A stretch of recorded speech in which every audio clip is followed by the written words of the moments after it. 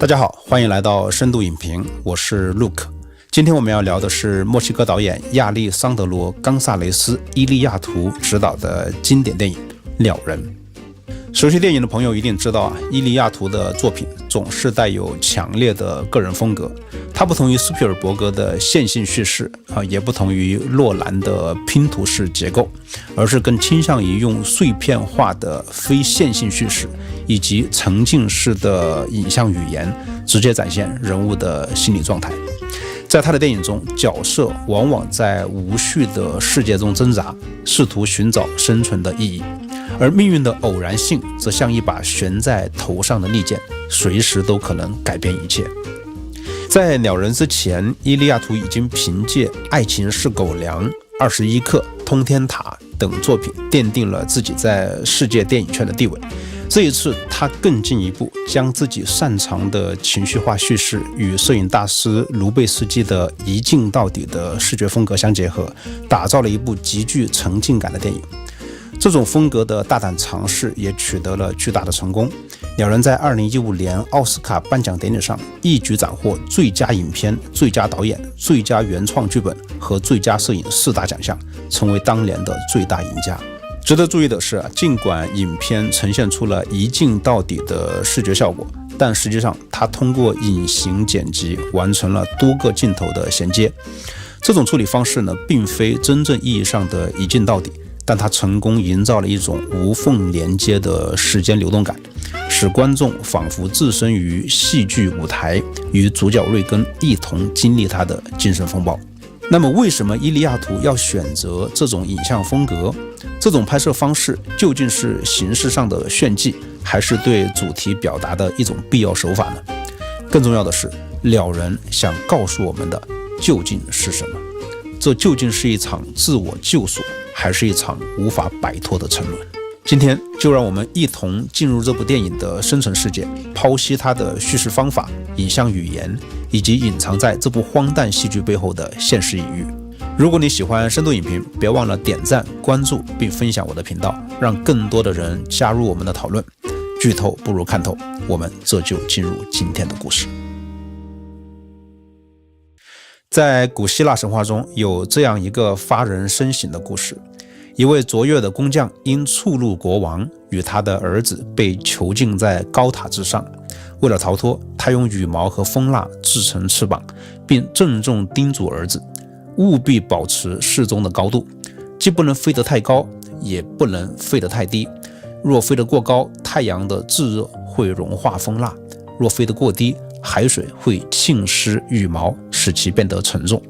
然而，当他们腾空而起，年轻的儿子沉醉于飞翔的快感，渐渐忘却了父亲的告诫。他一次次攀升，直至太阳的炙烤将蜂蜡悄然融化，羽毛随风飘落，他的翅膀瞬间失去支撑，身体无法掌控，从高空坠落，最终被无尽的波涛吞噬。这位工匠是戴达罗斯，传说中的发明家，而他的儿子正是伊卡洛斯，因飞得过高而坠海的悲剧人物。伊卡洛斯的故事象征着人对纯粹理想的极限追求而导致的自我毁灭，而这恰恰是电影《鸟人》中主角瑞根的人生写照。他曾是90年代好莱坞炙手可热的超级英雄明星，他因饰演鸟人一角而声名大噪。然而，公众的认可并未落在他作为演员的才华上，而是紧紧绑定于这一商业化的符号。为了挣脱鸟人标签，他拒演鸟人4，试图重塑自己的艺术形象。然而他的抗争不但未能扭转局势，反而让演艺事业跌入低谷。如今昔日的光环已然褪去，取而代之的是被时代遗弃的落魄中年。这部电影的第一句对白就引出了令人不安的问题：我们怎么会在这里？这句话萦绕在瑞根的脑海里，也是过去那根植于大众心中的鸟人形象所提出的疑问。结合瑞根只穿着内裤打坐冥想的画面，可以看出这句话实际上是瑞根对自己的拷问。在他的心中一直潜藏着2个互相拉扯的自我，其中一个自我向往外在的虚浮，在大众赋予的鸟人标签之下，瑞根曾经借着商业运作和票房成功成为众所瞩目的明星。而另一个自我则向往内在品质，对演艺事业的专业追求近乎痴迷，渴望得到身为一个优秀演员的真正认可。这两重身份在整部影片的大部分时间里都一直互相角力。一方面，鸟人身份总想把瑞根拉回到过去，不管白猫黑猫，只要观众喜欢就是好猫的商业成功模式。而另一方面，瑞根作为纯粹演员的自我却抗拒着这种诱惑，想摆脱空洞的商业炒作，专注于作品本身的艺术价值。然而多年来，成为一个纯粹演员的执念并没有让他等来预期的辉煌，反而导致眼前的生活和事业一片混乱。也因此，当影片开场便抛出我们为何来到这里时，实际上是瑞根在用无奈的口吻质问自己，我到底是如何走到这一步的。与此相呼应的是，这句话也同样抛给了每一个观众，究竟我们为何在这里？就像存在主义和更古老的诺斯替主义所揭示的那样，我们似乎被以一种被抛的方式投入世界，在没有征得我们的同意，也无从让我们做好准备的情况下，便骤然被宣布你已经存在了。随之而来的便是我们必须直面的各种困境，或是经济上的窘迫，或是精神上的迷惘，又或是像瑞根那样陷入对自身价值的怀疑。在这样的处境里，人对存在本身并没有多少主动权，又同时对如何更好的存在无从把握，这也正构成了人生荒诞的根源。对于瑞根而言，这种荒诞感在他的中年危机中被进一步放大。过去那个靠商业包装赢得的喧嚣掌声已然在先，可他又不愿放弃对艺术深度的执着追求。为了在这人生和事业的末日黄昏再来一次放手一搏，他决定在百老汇策划一场演出，试图正面迎击这份荒诞。影片也因此把我们重新带回了那个最初的问题，我们究竟为何在这里？当被抛的无奈与想要掌控自身命运的渴望互相撞击，瑞根只能借这次冒险式的演出来寻找他的答案。在观看鸟人时，最先吸引我们的无疑是他一镜到底的精湛拍摄手法。然而，如果要理解这一手法的独特性，我们就必须先聊聊它的对立面蒙太奇。蒙太奇简单来说，就是通过剪辑将若干独立画面拼接在一起，让导演能够随心所欲地在空间与时间上跳跃，从而塑造独特的叙事节奏和情绪。例如，快速剪辑可以制造紧张感，而慢节奏剪辑则能引发沉思。切换场景还能同时容纳多条叙事线索，可以说蒙太奇一直是电影语言的核心利器。不过对蒙太奇也有不少批评，有人认为它过于主观，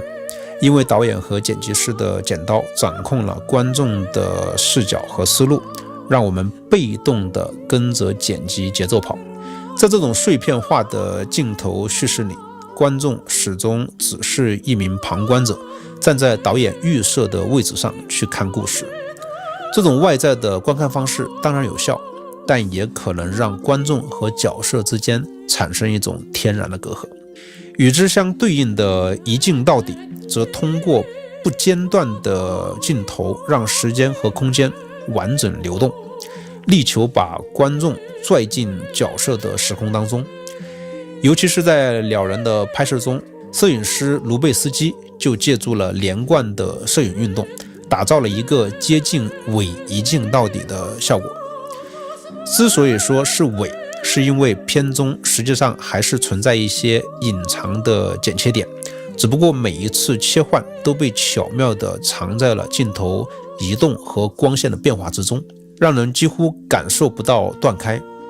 卢贝斯基曾在另一部电影《地心引力》中采用类似的连贯长镜头手法，以流畅的运动镜头来模拟宇航员在失重环境下的悬浮与迷失。在鸟人里，它更进一步把大部分时长，也就是将近119分钟的画面都打造成连续不间断的视觉体验，从而制造了这种非常独特的沉浸感。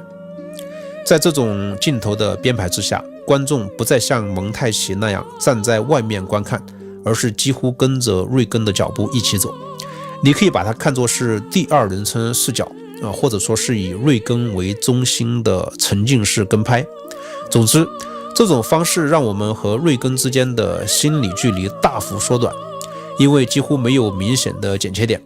镜头始终往前推进，我们的思路也被不断地带着往前走。久而久之，这种持续不断的镜头会产生一种被困住的压迫感，我们没有多余的时间来喘口气或转移注意力，镜头总在提供新的内容，仿佛把我们锁在瑞根的现实和幻想里。于是我们只能跟随着他的视角前进，暂时忘记自我，却又在这种忘我状态之中更深地体会到瑞根的焦虑与挣扎。正因如此，一镜到底不仅让我们真切感受到瑞根所面对的压力，也在无形中拉近了观众和角色的情感距离。相比之下，传统的蒙太奇切换就很难达到这种沉浸式的效果了。因此，鸟人运用的伪一镜到底手法，在视觉效果和情感体验上都显得异常独特。在结束了一镜到底的分析后，让我们回到影片本身，聚焦一个关键角色瑞根的女儿山姆。山姆的存在不仅仅是父女关系的刻画，更重要的是他在电影中引出了他者的概念。在存在主义哲学中，他者指的是外部世界对个体自我认知的塑造。换句话说，我们是谁往往不仅取决于自我的选择，还受制于外界的眼光。在萨特的理论中，他者是窥视我们的那双眼睛，是那个在我们身上贴上标签、赋予我们意义的旁观者。我们所有的努力、焦虑，甚至身份认同，都与他者的目光息息相关。而山姆这个角色在影片中所折射出来的，正是他者的眼光。我们先说说山姆的成长背景。他出生在一个好莱坞明星父亲的家庭，却因为父亲过于投入事业而被忽视。如果爱的本质是被需要，那么山姆绝对是一个缺爱孩子的典型。这种家庭陪伴的不足，塑造了他对外界目光的依赖，从而也导致了他在成长过程中所遭遇的种种迷失。在他从戒毒所归来以后，他被母亲安排到父亲瑞根身边做助理，企图修复他们之间的父女关系。然而山姆并不喜欢这份工作，因为他与父亲之间不仅存在过去成长期间所积累的情感裂痕，还在许多观念上都有冲突。对山姆这一代在网络世界中成长的人来说，瑞根的做法和理念是陌生且难以理解的。影片中，瑞根在百老汇的后台奋力挽救自己的职业生涯，试图证明自己仍然拥有艺术价值，而山姆却毫不留情地回应道，瑞根的时代早已过去，他所追求的不过是一场没有意义的执着。在一次激烈的争吵中，他更是直言不讳地说，父亲不是在创造什么伟大的艺术，而只是一个渴望关注的失败者。电影通过山姆的视角，精准地呈现了当代社会如何定义成功。它并不关乎艺术本身的价值，而是流量、曝光度被多少人看见过和讨论过。只有被消费过的人才能算得上是成功的。而瑞根所坚持的那种传统意义上的依靠内在品质和艺术追求获得成功的方式，在这个崭新的逻辑体系下显得荒诞而幼稚。然而反过来想，山姆又何尝不是这种体系的产物呢？在家庭陪伴的缺失之下，他对世界的认知几乎全都来自于社交网络，来自于互联网中的他者。他表面上虽然言辞犀利，看似对事物不屑一顾，然而这些行为却并非是在独立思考之后所做出的决断，而仅仅是对他者话语的顺从与反复。为此，我们也在山姆身上清晰地辨识出他者的那种平庸性，也就是说，他者作为一个不断发出强力规训意志的整体，恰恰是由那些漫无目的的未经反思就顺从的平庸个体所构成的。他者可以没有深度，但只要声音够多够大，就能形成绝对的力量，成为互联网时代所特有的平庸化暴力。正因为如此，这部影片中的父女冲突不仅是个人层面的问题，更象征着一个更宏大的时代对立，一个试图捍卫艺术与个体价值的旧时代，与一个以数据和流量定义成败的新世界之间的对立。接下来，让我们将目光转向另一位关键人物麦克。这位才华横溢、魅力十足的演员一直深受剧评人和观众的喜爱。当瑞根为他的戏剧挑选角色陷入瓶颈时，麦克的出现几乎成了剧组的救命稻草。他不仅演技精湛，更对表演抱持着一种近乎极端的理念。舞台上的一切都必须是真实的，甚至要比现实还要真实。对他来说，舞台才是唯一的现实，舞台之外才是幻象。影片中，他与山姆在剧院楼顶的对话，将这份观念展现得淋漓尽致。山姆好奇地问他：“你是怎么每晚都能在大家面前演另一个人的？”麦克却直接回答：“我不是在演，我可以在任何地方演，可在舞台上我不演。”这句看似简单的宣告，正是他的信条。他表演的核心并不是技巧，而是将整个人都投入其中。只有此时此刻的舞台，才是他真正触及到的真实。麦克的执着在一次预演中被推至极端。瑞根原本以为麦克在台上喝的只是道具水，却赫然发现那是货真价实的烈酒。等瑞根上场时，他悄悄把酒换成了水。结果在剧情进入到关键时刻，麦克突然意识到酒被掉了包，他毫不犹豫地在台上砸场，大声指责瑞根偷换了酒。眼看现场的局面快要失控，瑞根只得背对着观众，小声地对他说：“你喝醉了。”但麦克却迎头怼了回去：“我喝醉了，按照剧本，我本来就应该喝醉，而你却为什么不醉？”这场原本应该探讨人生哲理的戏，被活生生地搞成了一场闹剧。隔着荧幕，我们都能感受到舞台上的那份尴尬。但换个角度看，麦克的理解并非完全没有道理。瑞根的剧本改编自雷蒙德·卡福的短篇小说《当我们谈论爱情时，我们在谈论什么》。而卡福本人长期酗酒，许多他的作品都是在酒精的重度熏陶之下完成的。对麦克来说，用真酒上场不是他的个人癖好，而是对作品原貌的极端还原。他甚至在舞台上朝瑞根吼道：“卡福每写一页稿子，就像是在把自己的肝割下来。”麦克不只是在强调卡福文学创作的痛苦过程，也是在宣告他自己的表演原则：必须投入真情实感，哪怕用真实的酒精来取代道具，也要让角色在迷醉中触及爱的核心。因为在卡福的创作中，酒象征着对理性的瓦解，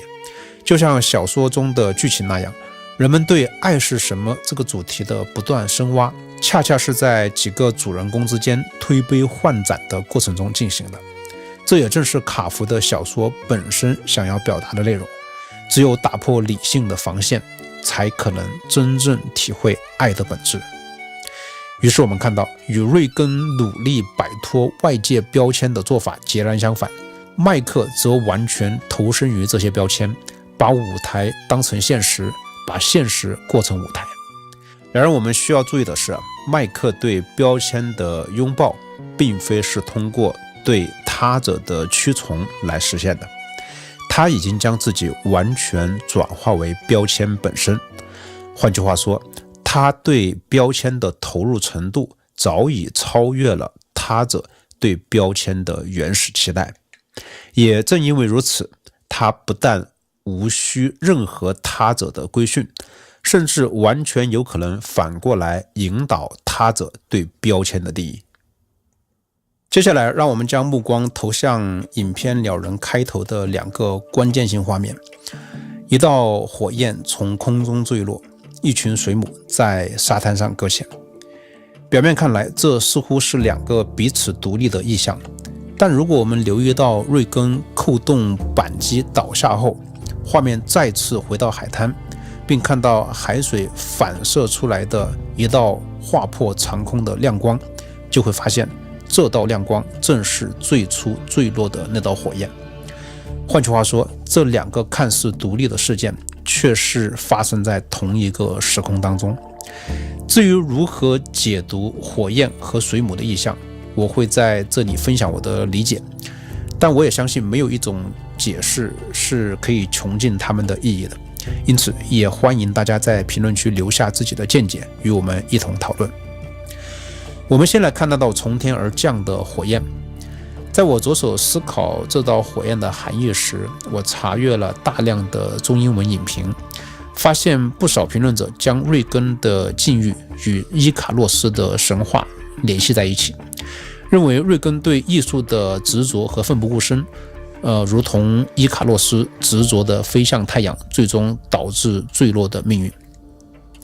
不得不承认这种解读确实敏锐地捕捉到了鸟人与伊卡洛斯神话之间的呼应。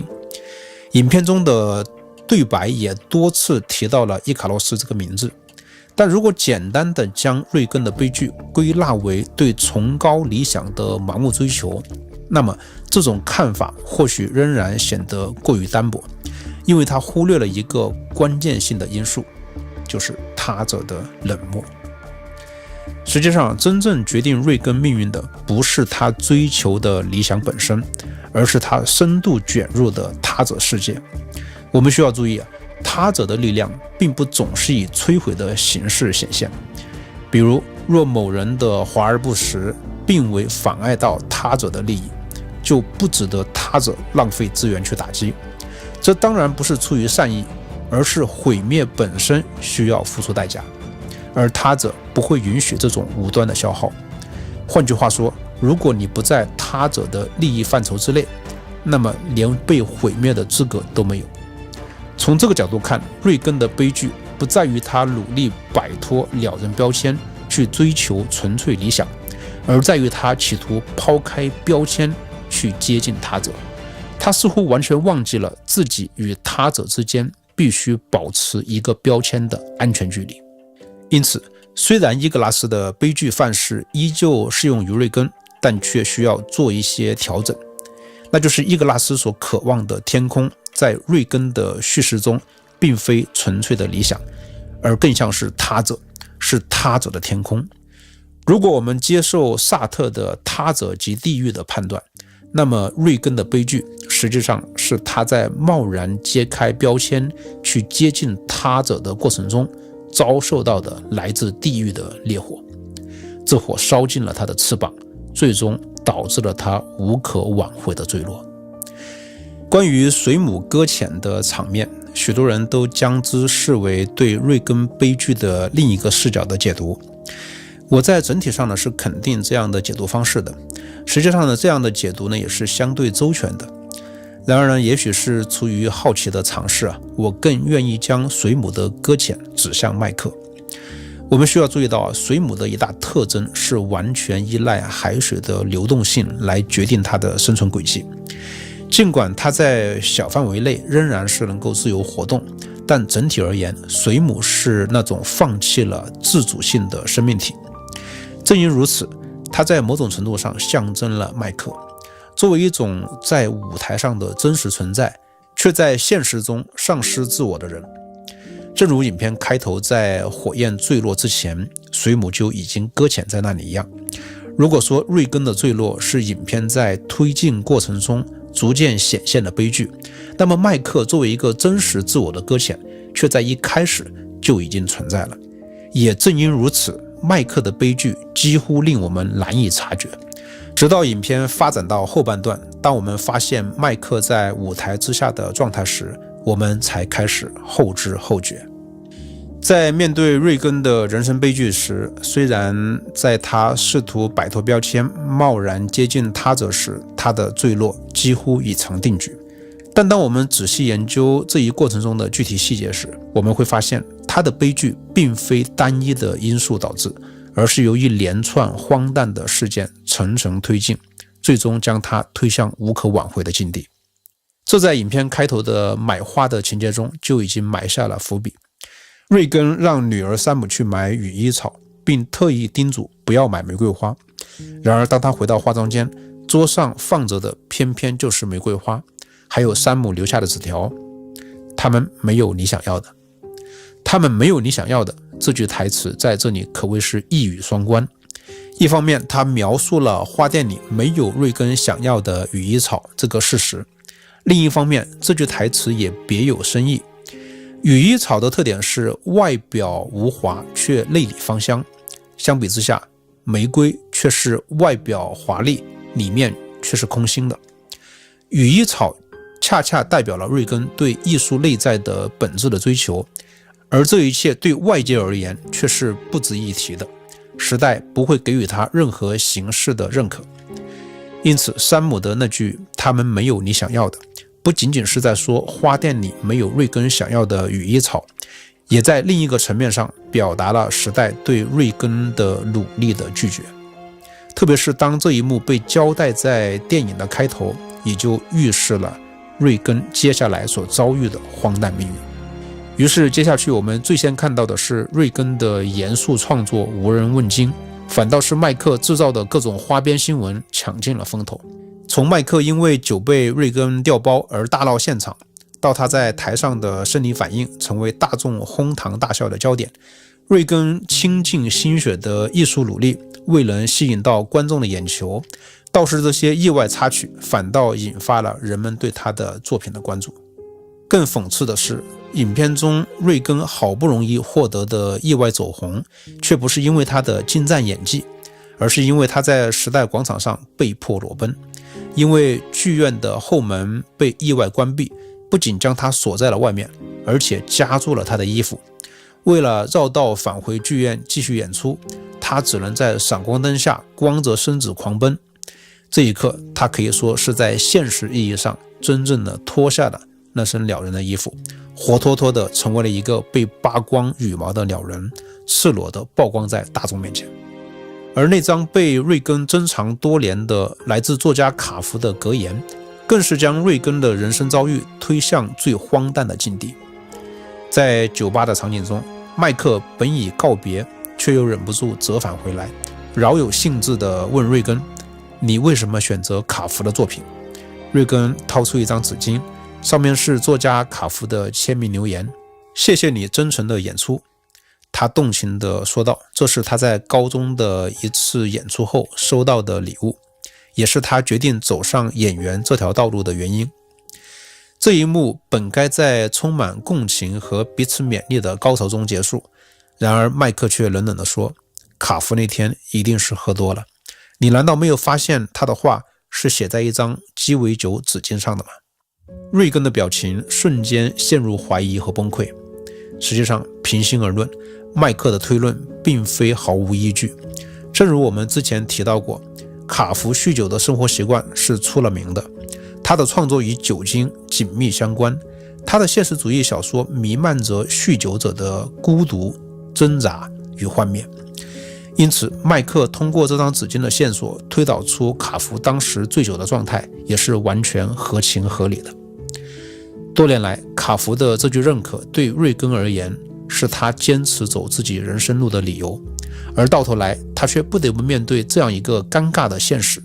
这张珍贵的认可不过是一张随手丢下的纸巾，是一个人在迷醉状态下的随手之举。瑞根原来一直所信赖的只是一种偶然，甚至是一场误解。而压垮瑞根的最后一根稻草来自剧评人塔比瑟。塔比瑟是百老汇极具影响力的剧评人，在戏剧界对作品拥有生杀大权。他象征着他者的眼光的集大成，代表着精英主义和戏剧艺术的正统标准。然而他对瑞根充满敌意，甚至在尚未观看瑞根的演出之前，就已经决定撰写一篇毁灭性的评论。这种敌意的根源深植于美国文化领域内部的长期分野。在美国娱乐圈，好莱坞代表着资本驱动的商业娱乐产业，依托全球票房与庞大的产业链，是文化商业大佬的象征。而百老汇则以扎实的演技、复杂的舞台调度和高艺术水准著称，被视为戏剧界的学院派。长期以来，百老汇戏剧圈对好莱坞明星怀有鄙视，认为电影演员依托剪辑、特效和摄影技巧，缺乏舞台剧要求的即兴能力和表演功底。因此，当瑞根这样一位未曾受过正式戏剧训练的好莱坞明星踏足百老汇时，塔比瑟不仅不认可，甚至视其为对戏剧圣地的亵渎。在塔比瑟眼中，瑞根只是一个穿着鸟人戏服的好莱坞小丑，试图攀附戏剧艺术的高台。他的评论并非基于对瑞根作品的客观评价，而是基于对好莱坞体系的刻板印象，甚至带着某种守门人的偏执。他绝不允许一个未经戏剧洗礼的外来者占据百老汇的舞台。因此，即便未曾真正观赏瑞根的演出，他也已在心中给他的作品判了死刑，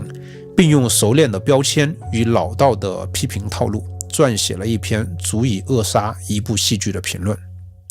从买花的隐喻到荒诞的意外，再到最终被权威彻底否定，瑞根的一生就像一场荒诞剧。他拼尽全力想要证明自己，想要被他者认可，然而真正让他出圈的是一场闹剧，而非他的演技。他所信仰的一切最终都在他者的世界面前土崩瓦解。在电影《鸟人》的高潮中，瑞根的命运迎来了最关键的转折。这个时刻不仅涉及他的情感与心理防线的崩塌，也在电影主题层面上实现了一次尖锐的象征性表达。而这一切都源自影片中他所主演的戏剧《当我们谈论爱情时，我们在谈论什么》。这部戏剧是雷蒙德·卡福的同名短篇小说，也是瑞根在电影中试图改编并搬上百老汇舞台的戏剧。故事围绕着几对夫妻通过谈论爱的本质展开，而在这场对话之中，逐渐显露出一种深刻的无力感。人们试图用语言去定义爱，却发现它总是变幻莫测，令人难以琢磨。剧中的人物不断回顾自己的过去，讲述自己的情感经历，但他们所能提供的往往只是破裂的婚姻、被误解的深情和未曾兑现的承诺。戏中有一个至关重要的情节，即瑞根所扮演的丈夫因无法承受妻子的背叛，最终选择了自杀。而这一幕却直接呼应了瑞根在现实中的困境。他既面临着事业的失败，也深陷于个人关系的破碎之中。瑞根在舞台上所扮演的角色原本只是戏剧中的人物，但随着剧情的推进，他开始越来越深地将自己的情感投射其中。在戏剧中，面对妻子的背叛，丈夫痛苦地喊出：为什么我总是祈求被爱？我一心想成为你要我成为的，我每分每秒都在努力成为那个不是自己的自己。你不再爱我了吗？我的存在没有了，我不存在了。这些话不仅是角色的台词，也成了瑞根对自己人生的呐喊。他的一切似乎都在为他者而活，为了迎合他者的期待，他甚至牺牲了真实的自我。而在这一刻，瑞根不再为他者演戏，他在舞台上释放了自己所有的痛苦。在这个情绪的巅峰，随着剧中的角色将枪口对准自己，瑞根也对自己扣动了扳机。关于这个场景的解读需要特别谨慎。瑞根在舞台上扣动扳机，表面上看是一种对人生无望后的心理崩塌，但如果我们仅仅停留在心理分析的层面，就会忽略这个场景所能表达的更深层次的隐喻。在整部影片中，实际上导演伊利亚图一直在不断地向我们抛出他者的概念。社交媒体、影评人、女儿、观众、戏剧界、好莱坞，这些他者共同塑造了瑞根的生存处境，同时也是他一生挣扎的对象。而经历了一系列对他者的绝望之后，瑞根终于意识到，通向他者的这条路根本上是一条死路，他永远没有办法在抛开标签的同时获得他者的认可与接纳。他的表演、他的挣扎、他的智慧都不过是他者消费的对象。因此，如果他的人生注定要抛开标签，那么唯一可行的道路就只能是将他者也一并抛弃。他必须将自己对他者的所有渴求，连同救我，一同埋葬在这个舞台之上。于是，如果我们将台下的观众看为瑞根人生中所遭遇的一切他者的本体，那么瑞根的行为无疑就是一次向他者而死。在接下去的剧情中，枪声响起，瑞根应声倒下，全场在震惊之余发出了雷鸣般的掌声，而只有坐在前排的剧评人塔比瑟悄然离席。值得庆幸的是，瑞根因为意外失误捡回了一条性命，唯独鼻子受了重伤。他躺在医院的病床上沉默寡言，因为此刻只要他还活着，他就必须面对那个生死相关的问题。在影片开头的序幕中出现过一段字幕，摘自雷蒙德·卡夫的短诗《迟来的碎片》。这里写道：即便如此，你找到此生想要的了吗？找到了。你想要什么？成为被爱的人，在地上感受到被爱。这首短诗被放置在影片的序幕位置，需要被我们认真的考量。如果瑞根的命运最终是找到了自己想要的，成为了在地上被爱的人，那么他抛开他者，向他者而死的抉择，在逻辑上就会导致一个悖论。我们必须要知道，爱这个概念的内涵必然包含着他者，也就是说，爱必须要他者参与。就像你不能说自己很爱，但却不知道自己爱的是什么。然而，当瑞根将他者抛弃时，也意味着他同时抛弃了爱。而瑞根过去在人生中的一切试图接近他者的努力，在本质上都是在寻爱。因此，如果他的人生结局仅仅停留在对爱的幻灭上，那么他所找到的这条路就是一条比闯入他者的地狱更为悲惨的一条路。因此，他不能让自己停止在对他者之爱的幻灭上，他必须为自己寻找新的救赎。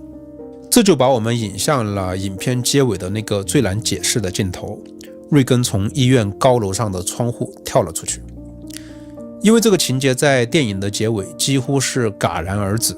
所以关于这个结尾的讨论可谓是众说纷纭。诚然，导演选择了这种开放式的结局，似乎是有意留给观众足够的想象空间。然而，这部影片仍然为我们提供了一些解读的线索。在瑞根最后一场演出的前一个场景里面，也就是在他接连遭受打击，醉倒在街头的第二天，他经历了一次在城市上空的飞翔的体验。当瑞根站立在即将一跃而起的天台边缘，一座教堂恰好出现在了镜头的构图之中。随着镜头上移，我们能清楚地看到一顶显眼的十字架缓缓掠过瑞根的身后。如果我们将教堂视作信仰，或者瑞根所追求的某种终极信念的象征，那么瑞根在此起飞前的跳跃便不禁让我们联想到了克尔凯郭尔的纵身一跃。克尔凯郭尔认为，理性与信仰之间存在着一条不可逾越的巨大鸿沟。当人抵达理性的边界，若再想朝信仰迈进，他就无法再依赖理性的力量，而必须凭借自身的信念，以勇敢的心朝那道未知的鸿沟纵身一跃。这种朝向信仰的飞跃看似荒诞，然而正是这种荒诞性构成了信仰的本质。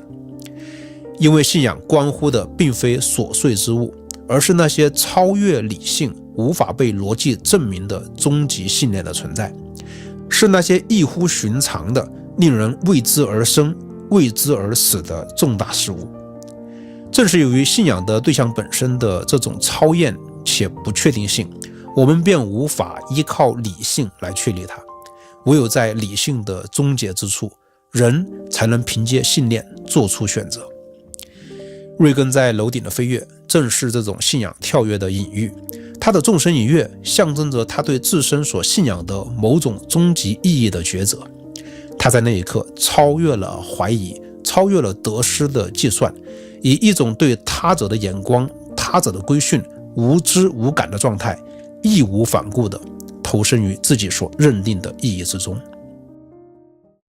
然而随后闯入镜头索要车费的计程车司机突然打破了整个场景的连续性，让我们意识到原来在城市上空的这次翱翔只是瑞根的幻觉。不过尽管如此，这个场景已经完成了瑞根内心的转化，成为了他最后真正朝窗外纵身一跃的伏笔。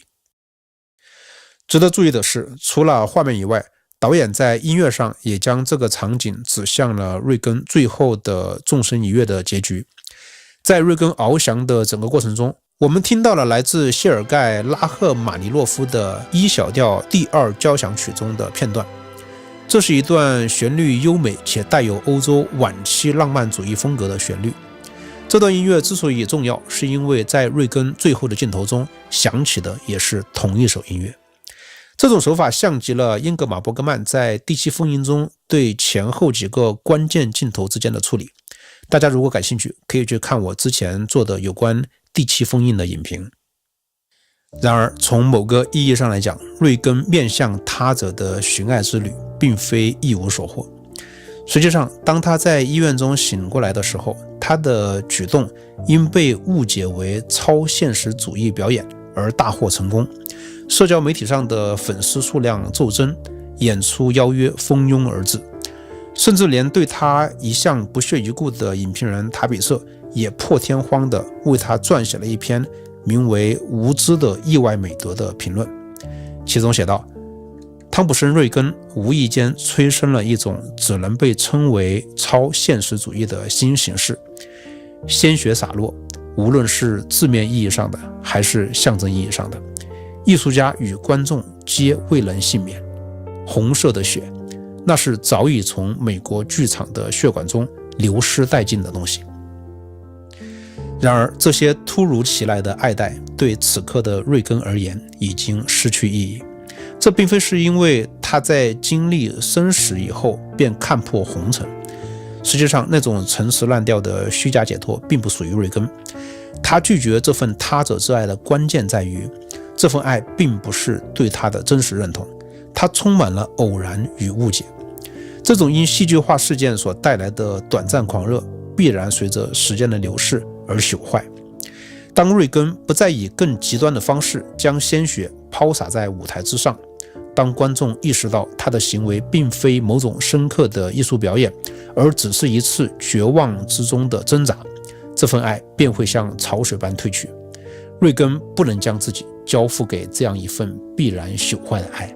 他必须为自己寻找一份永恒的不朽之爱。关于瑞根的结局，如果不是刻意的牵强，我们就不会将自杀与瑞根的结局联系在一起。影片在最后一幕提供的线索实际上指向了一个更超越的可能性。当女儿山姆发现病房空无一人，唯有窗户打开时，她立刻意识到了严重性。然而当她将头探向窗外寻找地上那可怕的一幕时，她脸上满是疑惑的表情却却在非常明确地告诉我们，瑞根并没有跳下去。相反，从瑞根打开窗户之前望向天空的飞鸟，到之前飞翔场景中的音乐再度响起，再到女儿在向下寻找瑞根无果，却在仰望天空之际发出的不可思议的笑容，这些线索都在暗示一个可能，就是瑞根最后的这一跃真的飞起来了。我们需要注意到，在整部电影中，导演在处理瑞根的幻觉时都采取了一种去神秘化的方式，通过精妙的镜头调度不断对瑞根的超能力进行解构。例如，当瑞根愤怒地用意念摔坏室内的物品时，镜头先切到门外的杰克，然后迅速转回到瑞根身上。这时我们才发现，刚才所谓的超能力不过是他在怒火中徒手砸东西。还有就是我们之前提到过的，在瑞根的飞翔结束后，那个出租车司机闯入镜头索要车费的画面等等。因此，当影片最后的这个片段不但没有出现相应的解构，反而是由女儿脸上的笑容这个第三视角作为对这个场景的确认时，我们便可以肯定，瑞根真的飞起来了。这次起飞既是现实意义上的，也是隐喻层面上的。他以这种纵身一跃的方式投身到了他所笃信的超越之中。这种超越可以被视为信仰，也可以被理解为和信仰类似的某种执着。总而言之，他不再需要他者的认可，不再要求被他者所爱，因为在这份超越的天空中，地狱之火已经不复存在，取而代之的是一份超越时间和空间的爱情。这是一份无条件的爱，是永不止息、永不衰残的爱，是一份不朽之爱。当瑞根走过了漫长的荒诞人生，经历了无数的自我搏斗，